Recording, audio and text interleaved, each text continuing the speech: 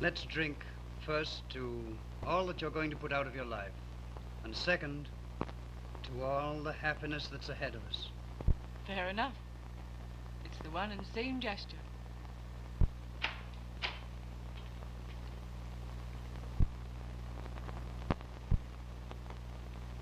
Oh, hello, John.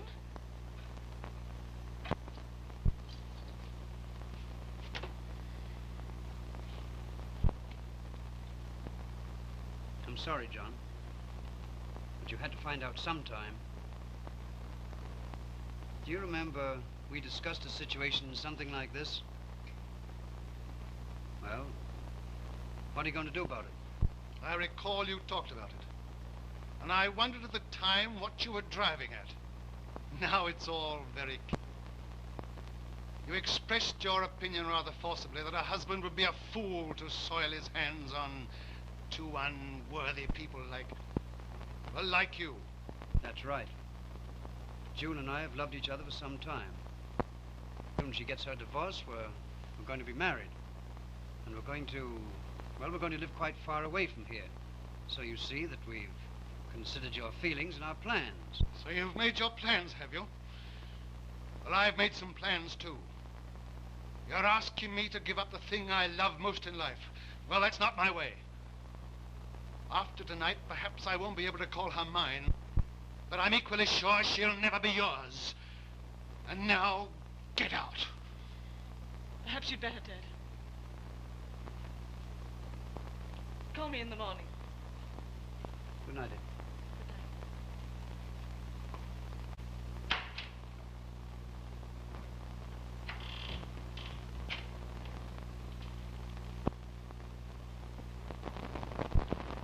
This is the way you repay the love and kindness I've shown you. Your idea of kindness is to leave me by myself, while you spend most of the time at the office. Business out of town. It was necessary to supply you with a home, the clothes, the jewels you demanded. You mean I accepted to take the place of love and companionship, which is the right of anyone. You couldn't have been lonesome, or you wouldn't have left me to sit and hold my hands until I had to find companionship somewhere else. If you'd ever had any love in your heart for me at all, you would have tried to tell me. I tried to many times, but you were too stupid to understand. You shut me up, cried at me as if I were a child. You never tried to understand. But now I've found someone who does, and who appreciates me. Well, he'll never have you. He will. I love him. And my own happiness is all that I'm concerned about. That's all you've ever thought of. Yourself. Have you ever considered how I've worked for you, slaved for you? How I would suffer? You're not the only one that suffered. It's been torture every time you put your arms around me and kiss me. But no more. I'm through. I'm leaving. No, you're not. John. Don't! You're mad! You don't realize what you're doing. I realize that if I've got to lose you, there's only one way. Oh! Oh. God.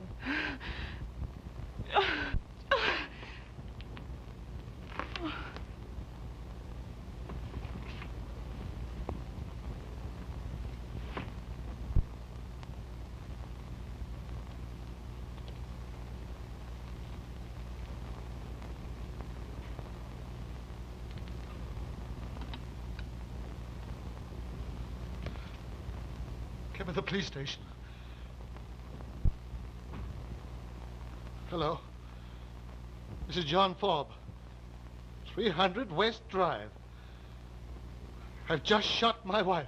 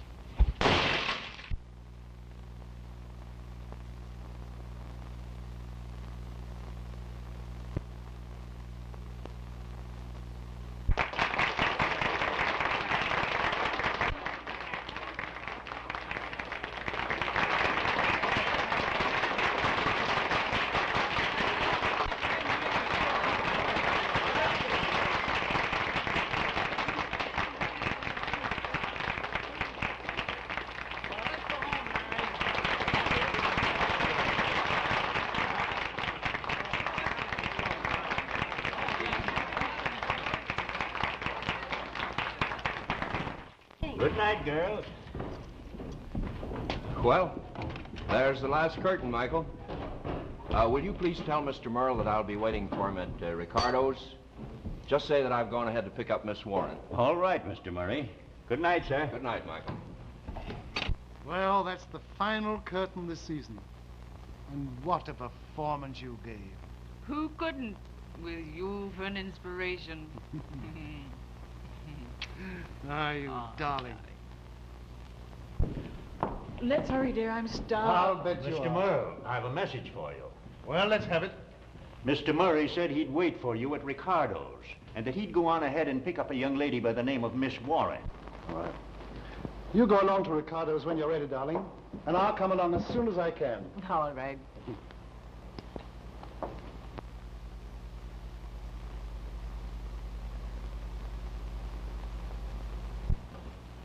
Hey, old man. Come here.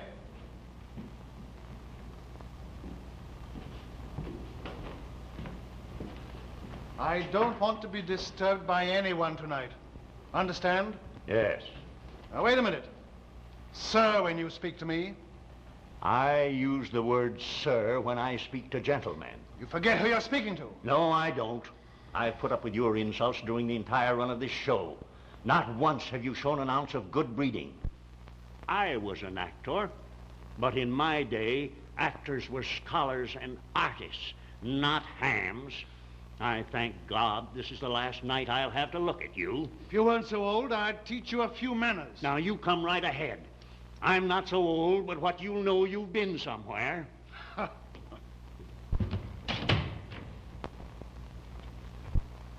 Constable skunk.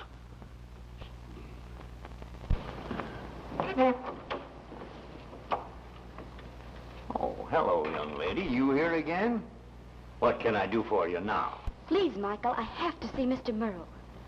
I'm afraid that can't be done. He gave strict orders not to be disturbed. I don't see why you keep running after him, Miss Jean. I'm going to see him just once. I have to. There's something I...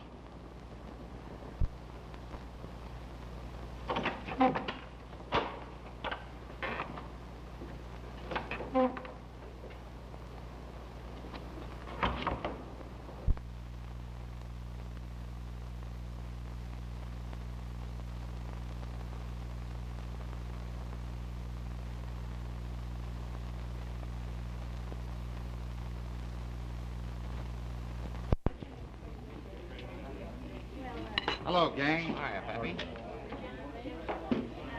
Well, what's all the argument about tonight? Well, it isn't our old for friends, it's Jimmy. Oh, what's the matter? No murder tonight, Sherlock? No, but there will be if you guys start in on me again. So what are you working on a newspaper for? Why, you ought to be a police commissioner at least. If I help the police solve as many murders as you have, I'd insist on some salaries. You mean Remuneration. Thanks. Well, I'll tell you. I only do what I can for the everlasting glory of the dear old Chronicle.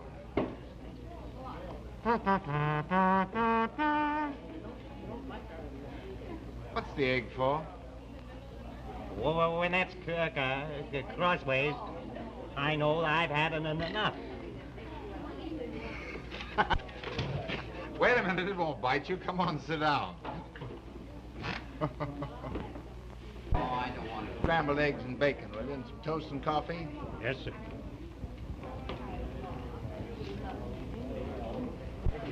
Merle and his wife.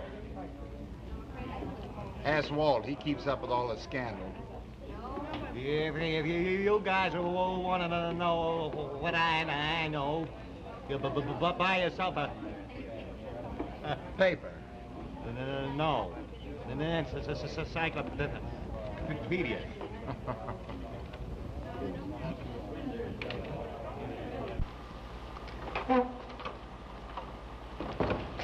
Oh, say, Michael, has Mr. Merle left yet? Not yet, sir. I've been right here ever since you left the theater, and he hasn't come out of his dressing room yet. He ought to be ready by this time. I'll go get him out so you can lock up and go home. Thank you, Mr. Murray. My wife will be getting anxious. Oh, how is the missus, Michael? She's quite well, thank you.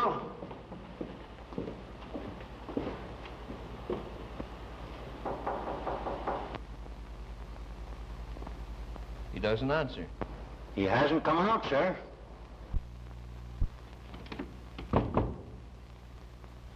It's funny, the door's locked. Does he always lock his door while he's changing? Sometimes, sir.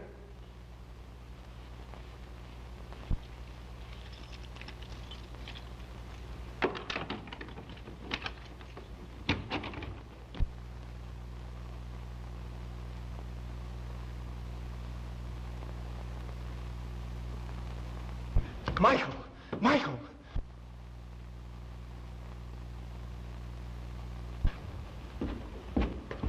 He's dead. He's strangled with a cord from his own dressing gown. Nobody went in there. Are you sure? Positive. I'll call the police.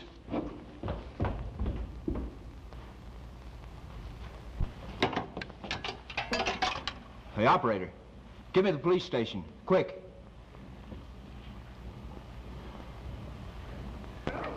Well, it's no use. I can't sleep. I'm always afraid I'm missing something. Hello? What are you all burnt up about? There's a report going around that Alvin Merle's been found murdered. Alvin Merle? Murdered? How? In his dressing room, strangled. But I'm off. Strangled, eh?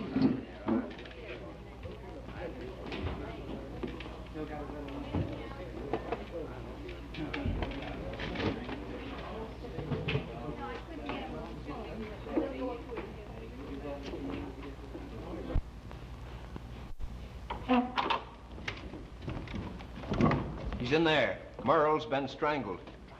How do you know he was strangled? Well, there's a cord tied around his neck, and he's dead. We'll have a look. Watch the door. And I don't want anybody to leave here. You get me? I mean you. Yes, sir.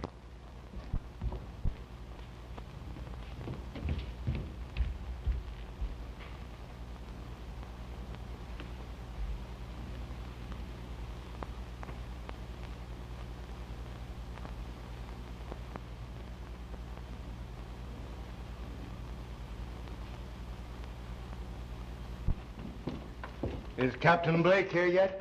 Yes, sir. He and Sergeant Jardine are in there now, Doctor. All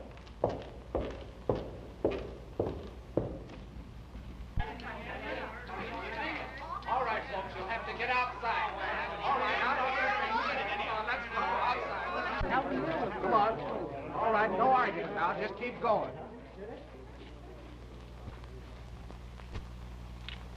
That goes for you, too, sister. Come on, let's go.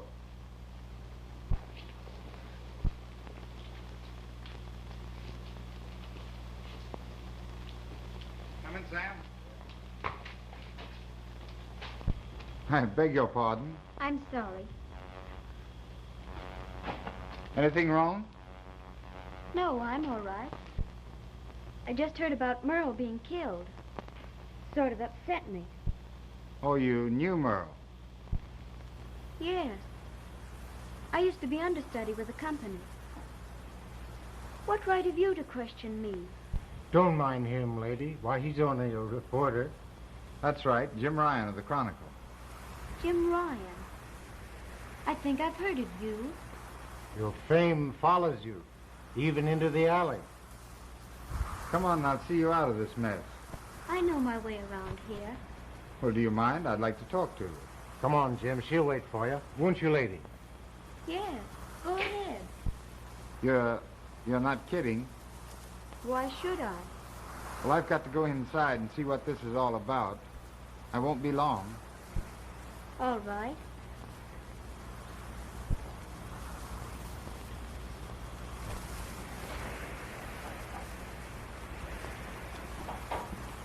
Hello, Danny. Hello, Ryan. Go on in.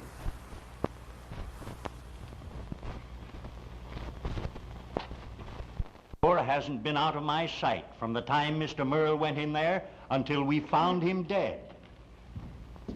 Hello, Sergeant. How'd you get here? Ah, my instinct for news, old boy. But you wouldn't know anything about that. Where'd it happen? In there? It did. Let's go. Don't you go away. I'm not through with you yet. Hello, Captain. Hello, Ryan. Glad to see you.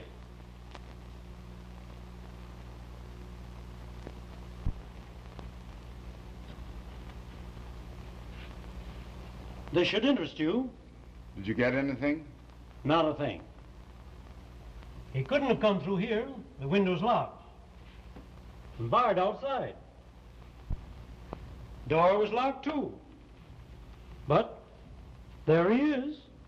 Strangled. Cord from his own dressing gown. Suicide? I don't think so. He couldn't have tied the knot so tight.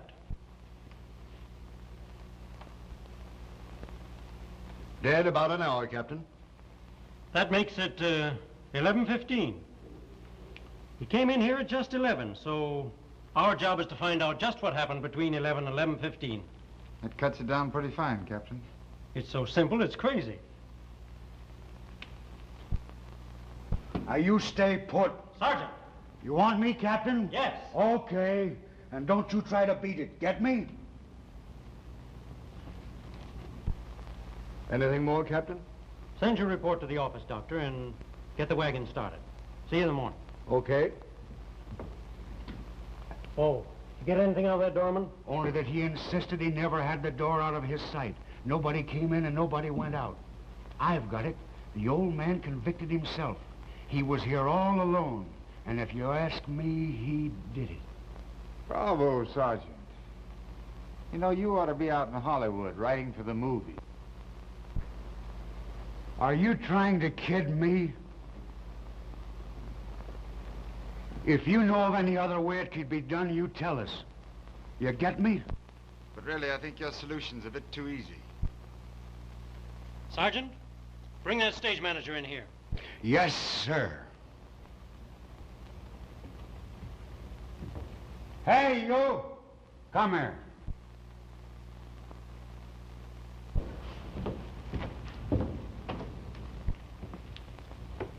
What time did you leave the theater tonight?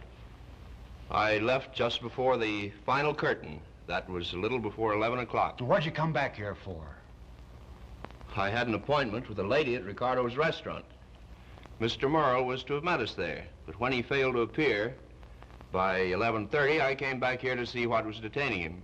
And that's when I found him murdered. What time did you arrive at Ricardo's? About 5 after 11, I should say. What makes you so sure of that? Just a moment, Sergeant. Okay, Captain. Anybody else in your party?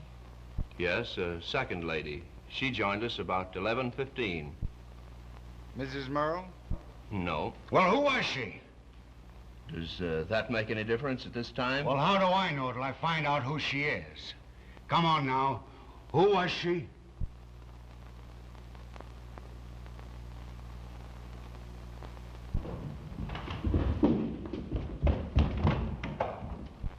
Get out of my way! Oh, Sam, telephone the lead to the office and tell Pop Beacon I'm staying on the job. All right.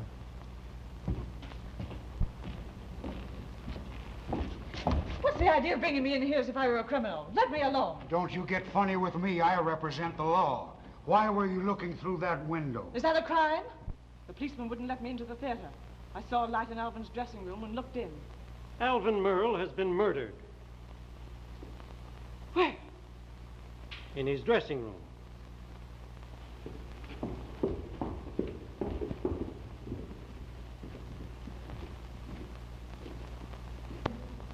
Were you in the habit of dining out with Alvin Merle? I was. I loved Merle and he loved me. He was going to get a divorce so we could marry. Alvin. Alvin! I wouldn't go in there, miss. Oh. Will you see the lady home? Yes, I will, Captain. Tomorrow I'd like to talk further with both of you. Very well. Oh. Try and get Mrs. Merle on the phone. Who, me, Captain? Yes, you. Okay, Captain.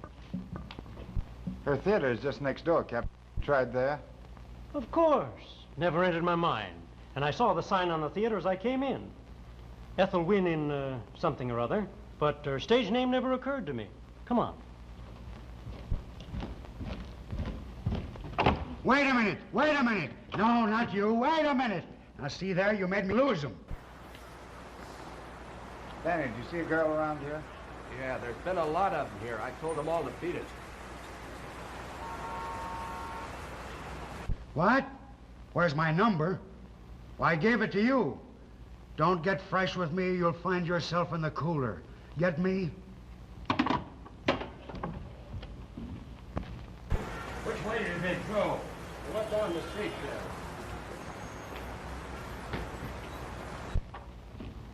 Is Miss Wynn still here? No, she's gone out. No answer at her apartment, Captain. All right, Sergeant. What time did she leave the theater? 11:15 with some gentleman. Who was he? I don't know. He's been hanging around here regular. Besides, I've never been introduced to him. Rather unfortunate, isn't it, Sarge? Between fresh guys and newspaper men, an officer of the law leads a dog's life. Where's Miss Wynn's dressing room? Oh, all right. I'll show you, Chief.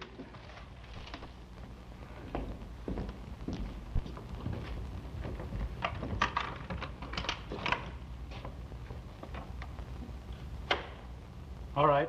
You can beat it now.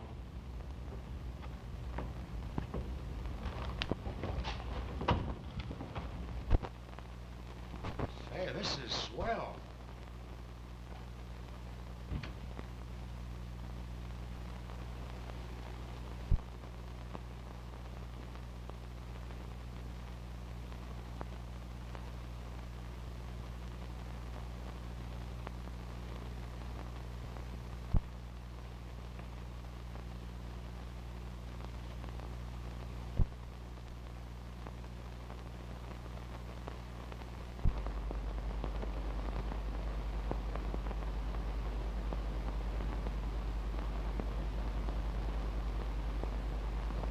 Look what I found.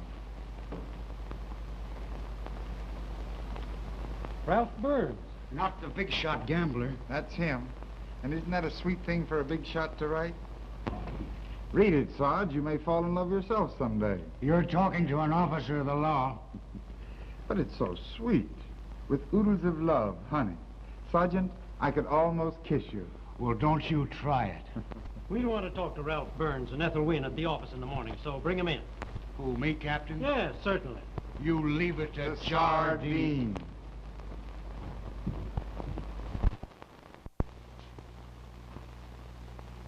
Hey, you guys. Stop eating all my food. I'm not feeding the starving Armenians this week.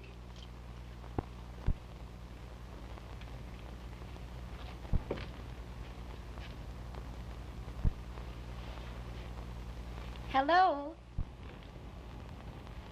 Oh, hello.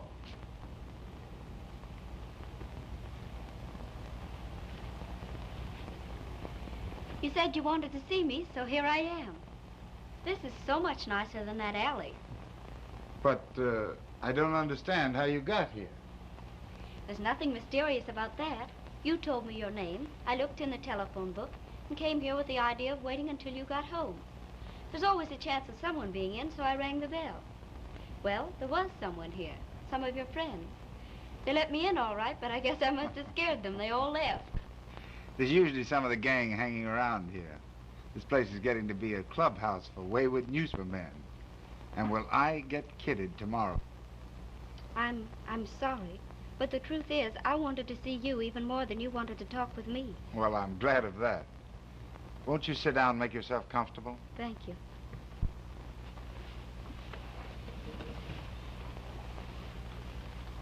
Cigarette? Not now, thanks. May I? Certainly. Have they found out who killed Alvin Merle? No, not yet. Why?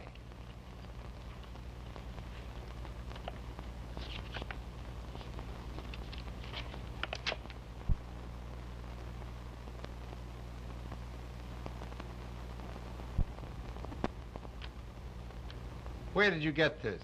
It was under my door this morning. But why you? I once lost my head over Alvin Merle. I was with the company when the show first opened. Mr. Murray helped me get the part. He was the stage manager. Yes.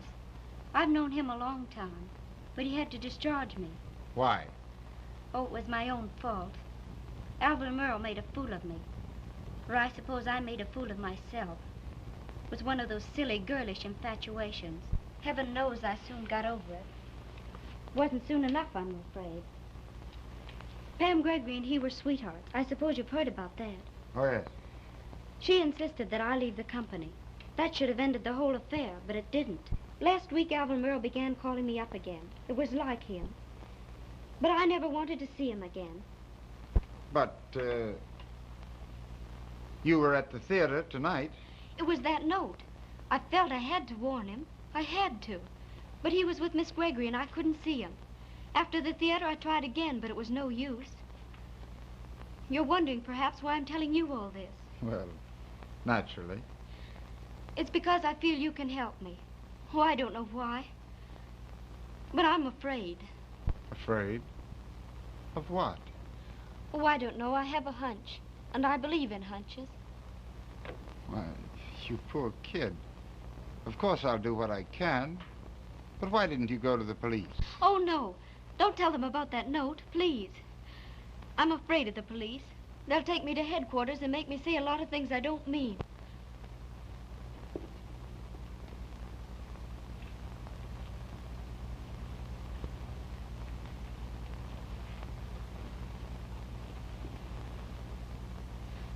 You've certainly given this case a new angle. Strange enough as it was. Man strangled in a room that no one entered. It's creepy. Then you're getting this warning. Have you any idea who could have sent this note? Of course, the one that did is the one the police are looking for. Probably a woman, don't you think? Oh, let's not talk about it anymore.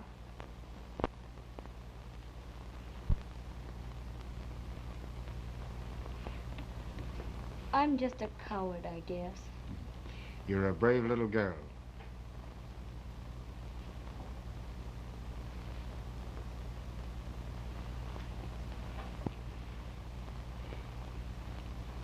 I'm sorry, but I must go down to the office. Oh, please don't go. I have to have someone near. But I'm on night duty this week. Now, you run along home. It won't seem so terrible in the morning. Oh, no, I can't. I live alone. It's because I'm afraid to stay there that I came here. All right. You stay right here tonight. And don't open the door to anyone. And I'll come back in the morning and take you to breakfast.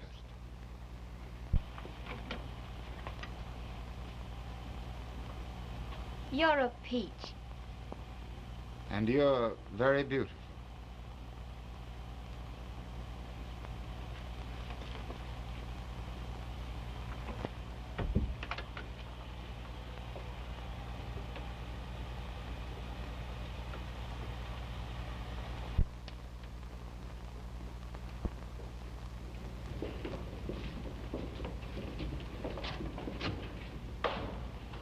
Hey, what's the big idea? What? Hey, ain't you got a home?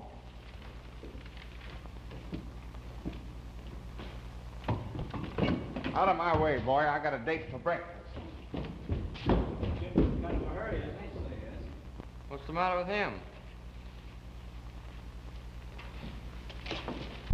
Yes, say, Pop, what makes Jim so screwy this morning?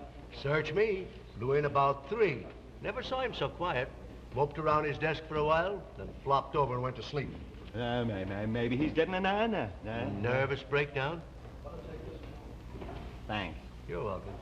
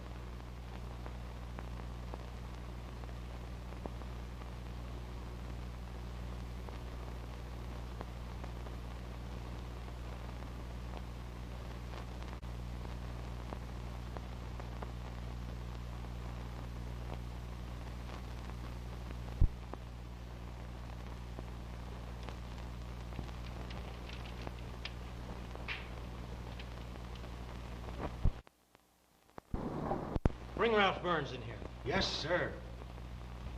May I stay? Yes, but let me see your copy before you send it in.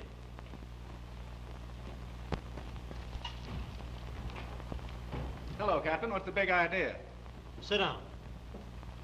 Thank you. Where were you last night between 11 and 11:15? Oh, springing a fast one, eh? Without giving me a chance to frame an alibi in case I needed one. Well? I'm trying to think, Captain. Did you or did you not leave your apartment at 10 o'clock last night? I did. And you didn't return to 5 o'clock this morning? That's a lot of time to account for. You know everything. You should know where I was last night. Inspector? I'm no inspector. Make enough noise to be one flatty. How long have you known Miss Wynn? You mean Ethel Wynn, the actress? Well, I've heard of her. You can't evade the question. Do you or do you not know her? Say, what kind of a game is this? Did you bring me down here to give me the third degree?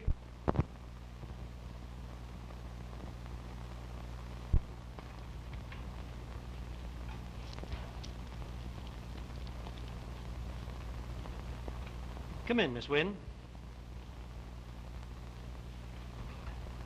Won't you both sit down?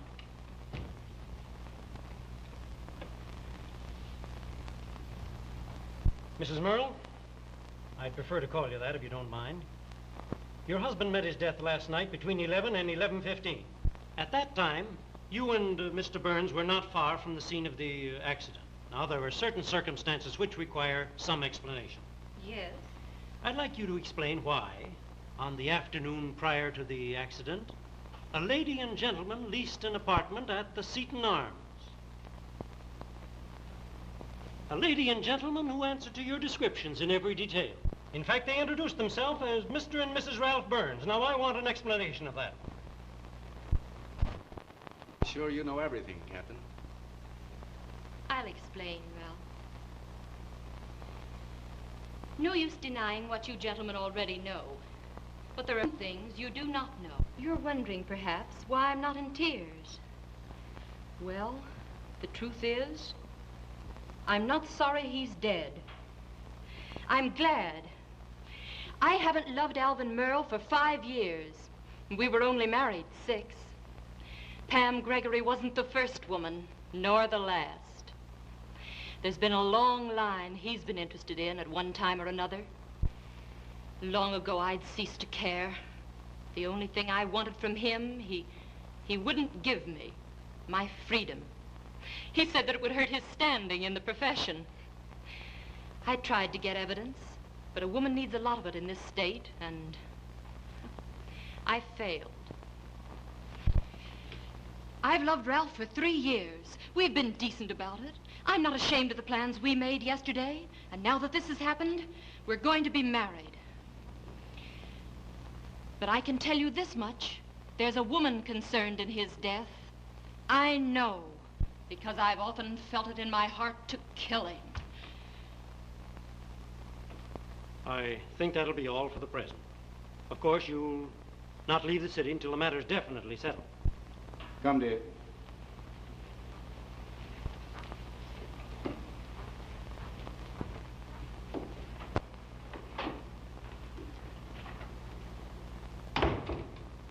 What an actress. What a fool Merle was. A remarkable woman, that. Courage enough to do anything. But I'm wondering. Wondering what, Ryan? Wondering if she committed a crime. If her courage wouldn't carry her through to the point of coming here and telling the truth about it. She did tell the truth. I don't think so. Remember, there's one law they never break. The law of self-preservation. That's right, Captain. Well, they admitted everything. In fact, we learned something from the lady. But not all. Just as sure as I'm sitting here, those 2 people, combined or singly, are responsible for Merle's death. But we need a great deal more tangible evidence. Sergeant, see that they're never out of sight of our men. Yes, sir. The big question in my mind is how the murder was accomplished. Well, I think I could make a pretty fair guess.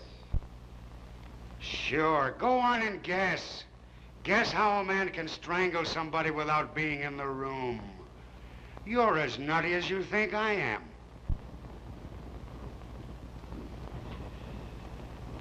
Well, I have a hunch that something else weird is going to happen.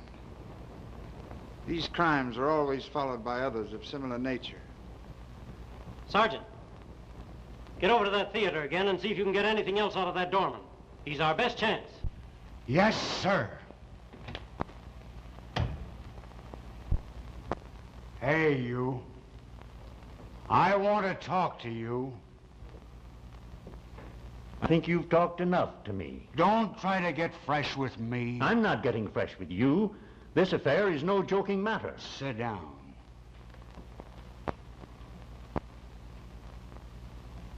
I talk about standing up.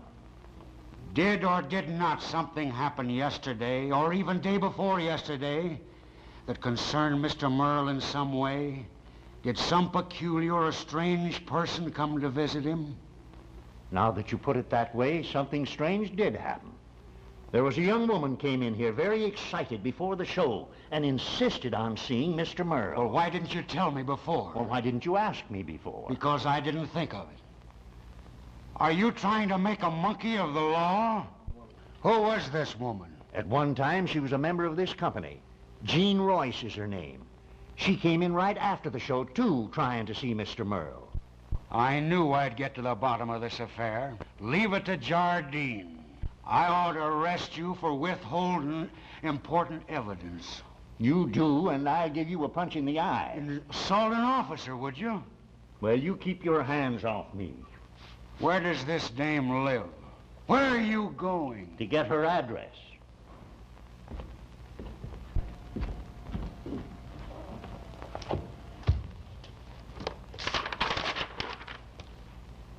Jean Royce, Grotto Apartments, East 55th Street. And don't you try to leave New York. Where do you think I'd go? Jersey, maybe. So long, Sergeant. Well, you think there'll be a break in the Merle case, Ryan? It's hard to say, Chief. Plenty of suspects, but no arrests yet. Not any dope on it yourself? Well, the Gregory woman might be it. I found out that Merle was about to give her the air. His wife and Burns had plenty of reason. Or it might have been some other jealous woman. What can the police do? They haven't even found out yet how the crime was committed. Well, it's good front page stuff anyway. Give us a story on it today. Ryan, somebody wants to speak to you on the mouthpiece. Hello? Oh, hello. I was hoping you would call.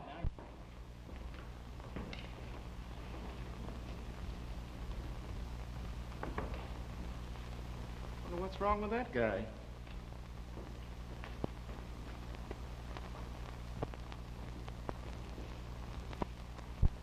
Does or does not Miss Jean Royce live here? She does not. Well, did she or did she not live here at one time or another? I don't know. I'll call the manager. A gentleman in the office to see you. Okay. He'll be right in.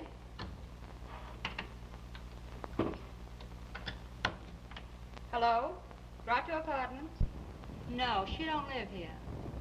Well, say, can I help it if she gave you a phone? Can you imagine that? I'm not even trying to. Can I do anything for you? Does or does not Miss Jean Royce live here? She did, but she left a month ago. Did she leave any forwarding address? I'll see.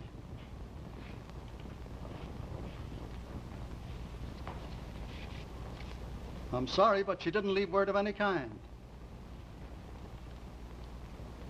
Oh. I wish I could give you some information. But that's straight. She left suddenly and gave no forwarding address. Well, if she should suddenly pop in here, you communicate with headquarters. Very good. Jardine's the name. Jardine.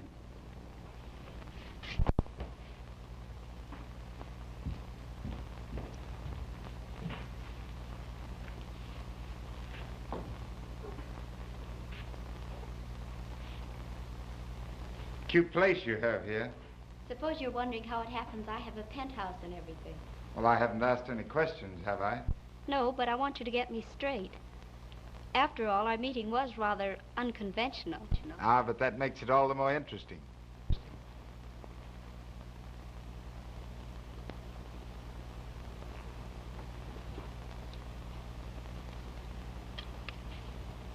Thanks.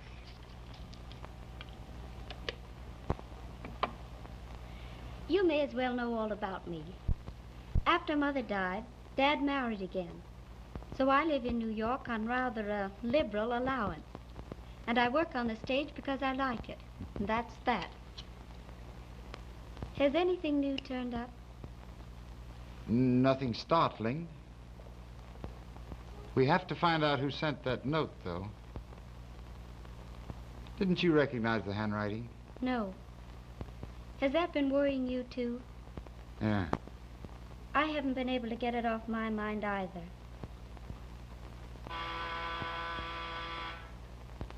Pardon me.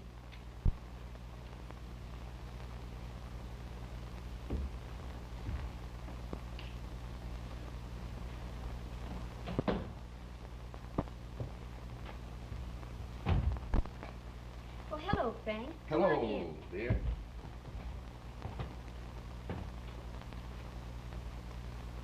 Oh, I didn't know you had a visitor, Jean. Why, you know Mr. Ryan, don't you?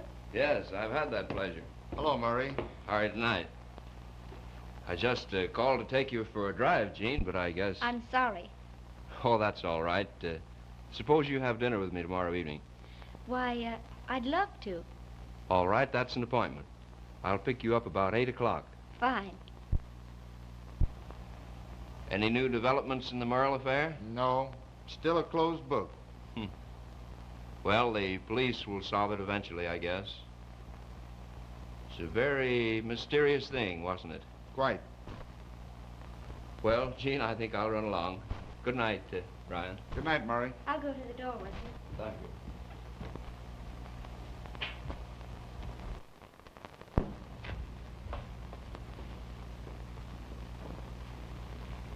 Does that man mean anything to you, Jean? Of course not, silly. He's just an acquaintance. You're not jealous of him, are you?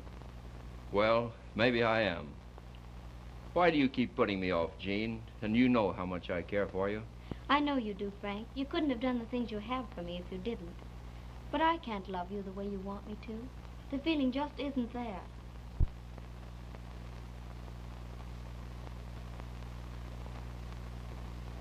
Jean, I'll make you love me. Oh, Frank, don't get so dramatic. You've been around the theater so long, you're getting theatrical yourself. I'm sorry, Jean. I'm afraid I did forget myself. This isn't the place for a love scene, is it? No, it isn't. Well, I'll see you tomorrow evening. Good night. Good night.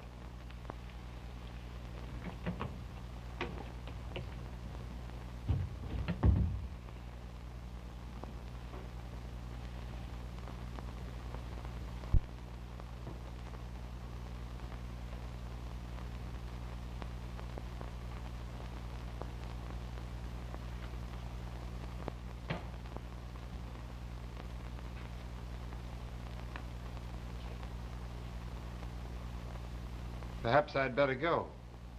Please don't. I don't want to be alone just now.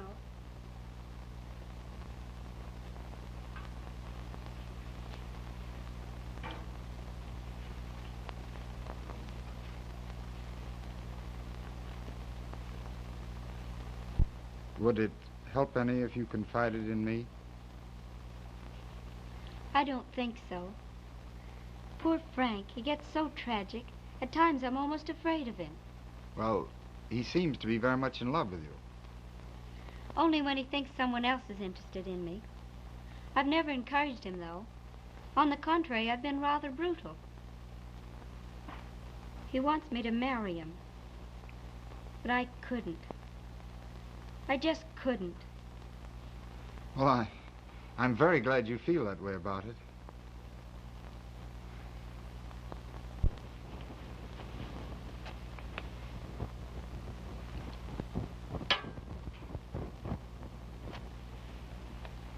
Sometimes I wish I were like one of those little lights, way out in the distance, always twinkling and happy.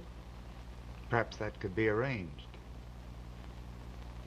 You know, I think I like you because you don't try to make love to me. I might forget the warning and try sometime. All right, sometime. Just now you can put your arm around me.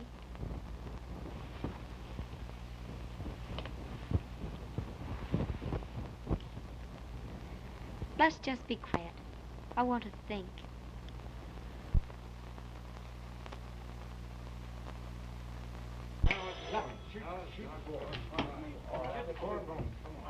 The house is fenced. Is Ryan around? He'll be back. I will. Kind of lucky today. What's that, baby? Oh, he makes it on that. What do you give me? 5. Hello, Sergeant. All the boys? Hi, Sarge. How are you, boys? You know, they got nothing else to do. They come up and drink Jim's liquor. Where's Ryan? Did the big baboon pull a Don Wani on us? He's got a Girl. Come on, and then kneel down and call your shot. I think I'll just browse around till Ryan gets here. There's some liquor over there if you want to drink. I never use this stuff. Well, we have some very nice fudge in the kitchen. Go ahead. Say it.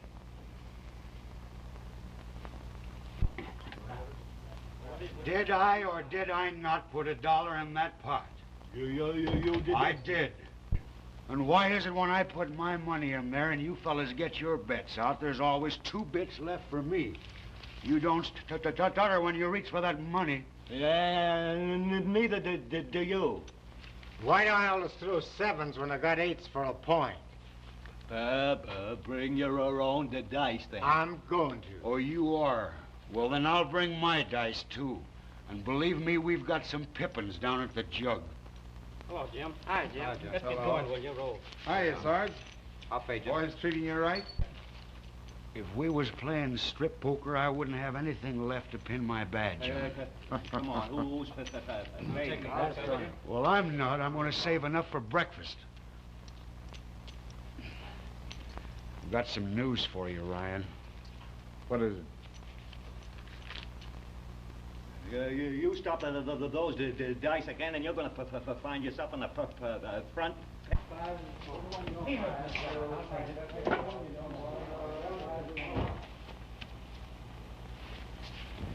There's a new woman in the Merle case.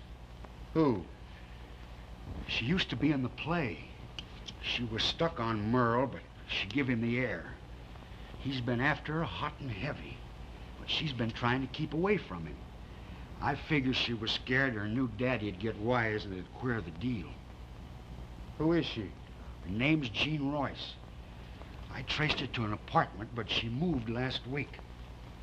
And when I find that dame, I'm going to find out who bumped off Merle. There may be something in what you say. There may be. There is. You know Jardine.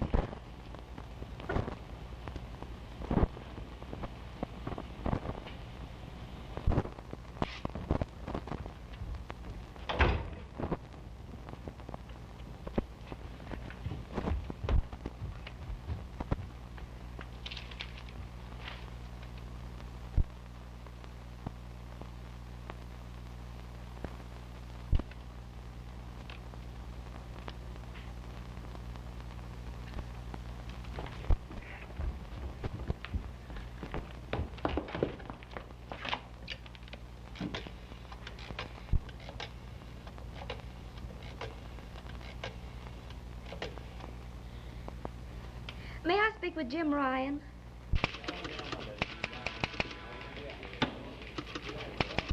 Hello? Hello? Jim! Jim! Hello? Hello?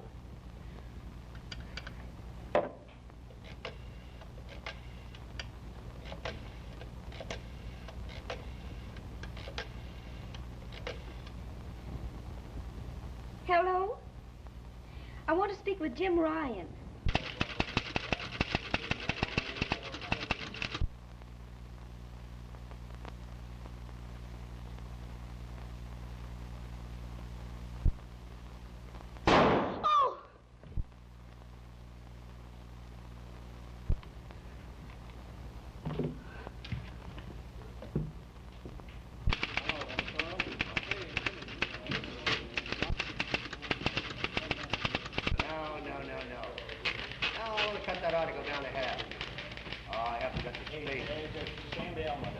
Hello?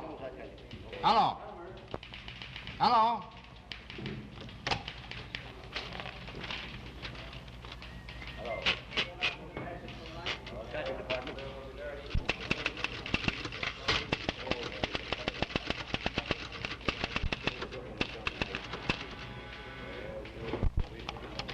Hello? Oh, hello, Sarge.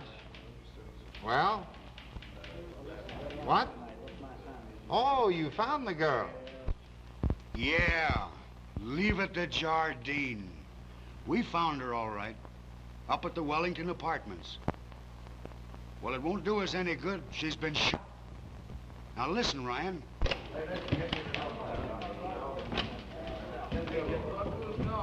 Ryan, hello. Hello. He hung up on me. Now, don't worry about Ryan. He'll be there. Yeah, ahead of us. Come on.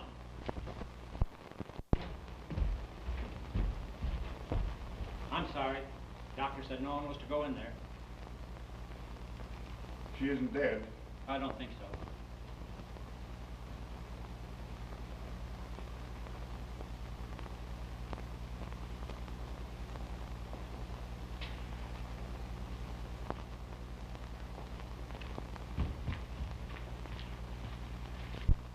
Say, why'd you hang up on me? I'm sorry, Ryan.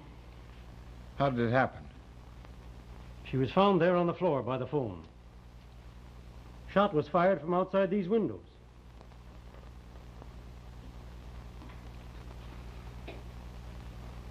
Has she got a chance? Just a fighting chance, Ryan.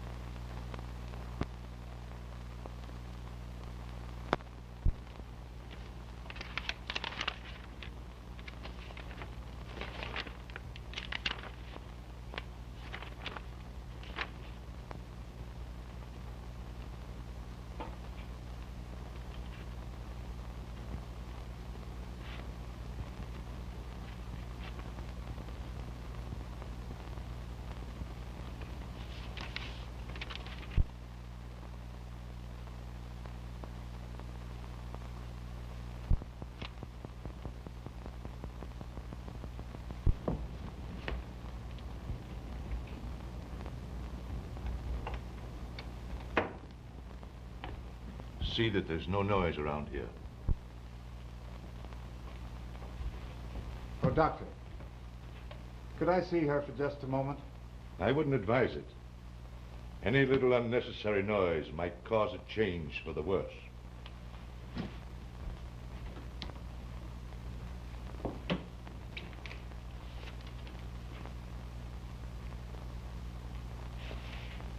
Oh, Blake.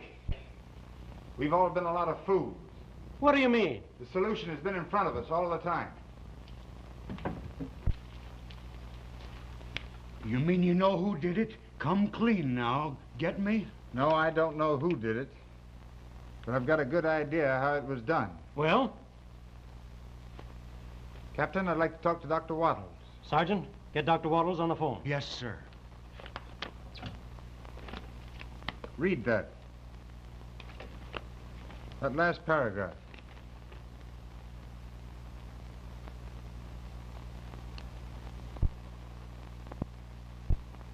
Hello, Ben. This is Jardine speaking. I want to talk to Dr. Wattles. Quick. Hello? Yes? This the doctor speaking? Hold on a minute. Hello, Doctor. Will you give me a resume on the Merle case? I see. Well, have you performed an autopsy? No. There was no reason for it. All right, just a moment. Captain, I think if you'll order an autopsy, you'll get a new angle on this case. Doctor, Blake talking.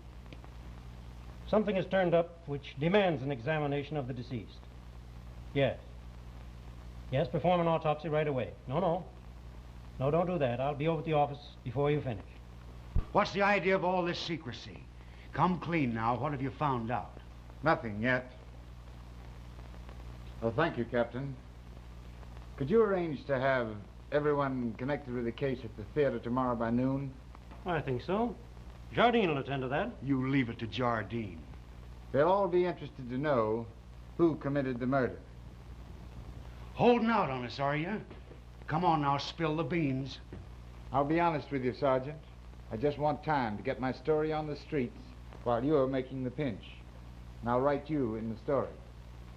Sergeant, see that everyone's at the theater in the morning. Yes, sir. The old flair for dramatics, eh, Ryan? Is all right. I don't blame you. Sorry, Captain, but it has to be that way this time.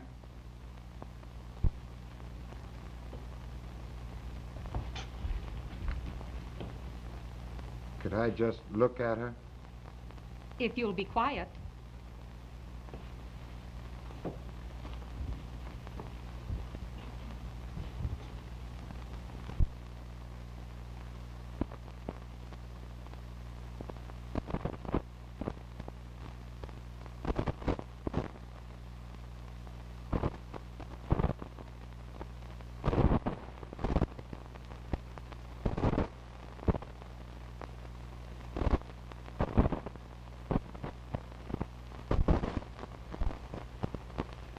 Do you mind, Captain, if I explain the positions of the players during the latter part of the show?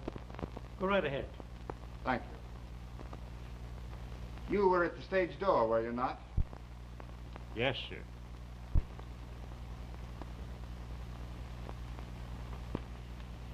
You were at about this part of the set, weren't you, Miss Gregory? You and Mr. Merle had your final scene? That's right. I fell back there. Mr. Merle's last speech, before he took the gun and fired the shot, was read beside the desk. I don't exactly remember the words, and it wouldn't interest you for me to read them from the script. The business is the thing that we're interested in. Mr. Merle, after his last speech, took the gun from the desk, aimed it at Miss Gregory, and fired a shot. He then watched her death scene, put the gun down here, and walked over to the telephone and called the police station. He replaced the phone, walked over to the serving table, reached for the decanter, poured himself a drink, which he drank. Captain, the decanter is gone. Gone? Why, I left orders that nothing was to be disturbed in this theater until after our investigation was over. What do you know about the decanter being gone? Mr. Murray took it away the morning after the murder. That's a lie. It's true, and don't you call me a liar. Why didn't you say something about this before? Why didn't you ask me before? I'm used to seeing Mr. Murray about the stage. I didn't think anything of it. He's saying that to shield himself. He was the only person in the theater the night Merle was murdered. And I believe he did it. Merle practically met his death in front of an audience that packed this theater. He died from a poison which he drank. The doctor confirmed that today. It was cadeine, a slow poison that acts on the lungs, stops their functioning, the same as strangulation. He was strangled. Didn't I find him with a cord around his neck? I don't know about that. You were the first one in the room. It would only taken a moment to have slipped a cord around his neck and pulled it tight. Why, you framed me, you sneak. He tried to get the girl I wanted to rape. Take him away, boys. Come on, Out. There's a streak of maniac in that man. We were lucky nothing more serious happened. You know, I had an idea it was him all the time. There was some truth in that remark of his about my wanting the young lady. He tried to shoot Miss Royce rather than see anyone else have her. He considered Merle responsible for his losing her in the first place. I would have been next. That was fine work, Jim. You're to be commended. It was a description of the business in the play that made me suspicious, and this warning confirmed it.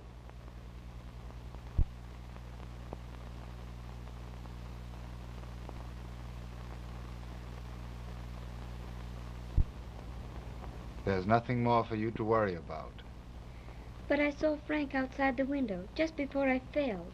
Now just don't talk about it more. You can read all about it in the papers when you're well. I saved a copy for you.